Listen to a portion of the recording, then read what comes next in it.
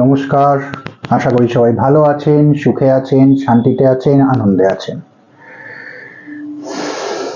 আজকে আলোচনা আমাদের কিছু হিউম্যান বিহেভিয়ার, একটা মেন হিউম্যান বিহেভিয়ার অহং নিয়ে।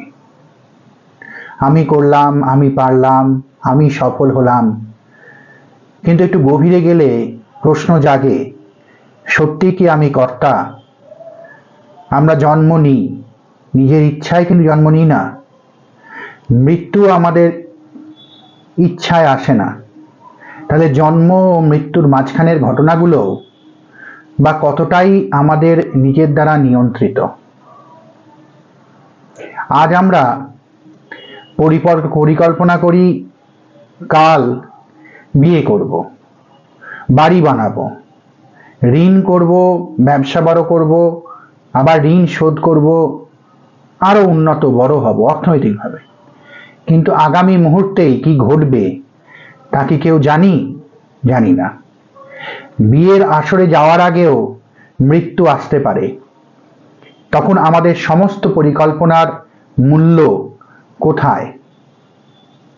আমরা বিশ্বাস এটাই করি যে কর্তা আমরা মানুষ, আমরাই সবকিছু করি। আমি যা করছি তা কিন্তু তার ইচ্ছায় করছি, আমার ইচ্ছায় নয়। আমি যা করতে পারছি সেটাও তার ইচ্ছাতেই হচ্ছে। আমি ভালো কাজ করি বা মন্দ কাজ করি, কোনোটাই কিন্তু আমি আমার নিজের শক্তি দিয়ে করছি না, তার শক্তিতেই চালিত হচ্ছে আমি। পরিস্থিতি ভালো মন্দ যাই হোক সেটা তিনি তৈরি করছেন। কেউ রাজা, কেউ ভিখিরি, কেউ চোর, কেউ পুলিশ, কিন্তু এগুলো কেবল ভূমিকা। নাটকের মঞ্চে চরিত্র যেমন বদলায়, তেমনি জীবনের মঞ্চেও চরিত্র বদলায়। শেষ পর্যন্ত সবাই এক দরজা দিয়ে বের হয়। মানুষ ভাবে সে জীবনের দিকে এগোচ্ছে, কিন্তু প্রকৃতপক্ষে জন্ম মুহূর্ত থেকেই সে মৃত্যুর দিকেই এগোয়। জীবন একদিনও মৃত্যুর বিপরীত দিকে যায় না। প্রতিটি নিঃশ্বাস মানুষকে তার শেষ গন্তব্যের আরো কাছে নিয়ে যায়। ধীরে ধীরে গুটি গুটি পায়। আমরা জানি না কবে সেই শেষ আসবে, তবুও কিন্তু আমরা থামি না। আমরা স্বপ্ন দেখি, সম্পদ জমাই, নাম করতে চাই, সন্তান সন্ততিকে রেখে যাই নিজেদের উত্তরসূরি হিসেবে। আমরা সৃষ্টি করতে চাই। কেন? কারণ মানুষের গভীরে একটি আকাঙ্ক্ষা কাজ করে, মৃত্যুকে অতিক্রম করার আকাঙ্ক্ষা।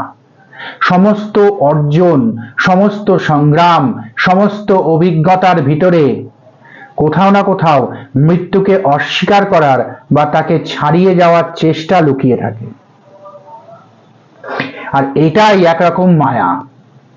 কিন্তু যখন মানুষ নিজের মনের গভীরে প্রবেশ করে, তখন সে দেখতে শুরু করে যে অহংকারে আমি আসলে ক্ষণস্থায়ী। কর্তা হওয়ার দাবি, সফলতা, গর্ব, ব্যর্থতার হতাশা সবই সময়ের স্রোতে ভেসে যায়। তখন ধীরে ধীরে উপলব্ধি হয় যে জীবন কোনো জয় বা পরাজয়ের গল্প নয়, কোনো খেলা নয়। এটি এক মহালীলা, যেখানে প্রত্যেকে নিজের নিজের চরিত্র পালন করছে। জন্ম নিশ্চিত নয়, মৃত্যু অনিবার্য। আর এই দুয়ের মাঝখানে যা কিছু ঘটছে তা এক চলমান রহস্য। এই রহস্য আমাদের কাছে চিরকালই রহস্য। তবু মায়ার বাঁধনে আমরা ভাবি বা ভেবে ফেলি কখনো কখনো এগুলো আমরা করছি। যে এই রহস্যকে বুঝতে চায় সে বাইরের জগতের চেয়ে নিজের অন্তরের দিকে বেশি তাকায়। কারণ সত্য বাইরে নয়, মানুষের নিজের চেতনার গভীরেই লুকিয়ে আছে। শেষ পর্যন্ত রাজা ও ভিখিরি, জয় ও পরাজয়, লাভ ও ক্ষতি, কর্তা ও কর্ম, সব ভেদ একদিন মুছে যায়। যা থাকে তা শুধুই এক চিরন্তন সত্য।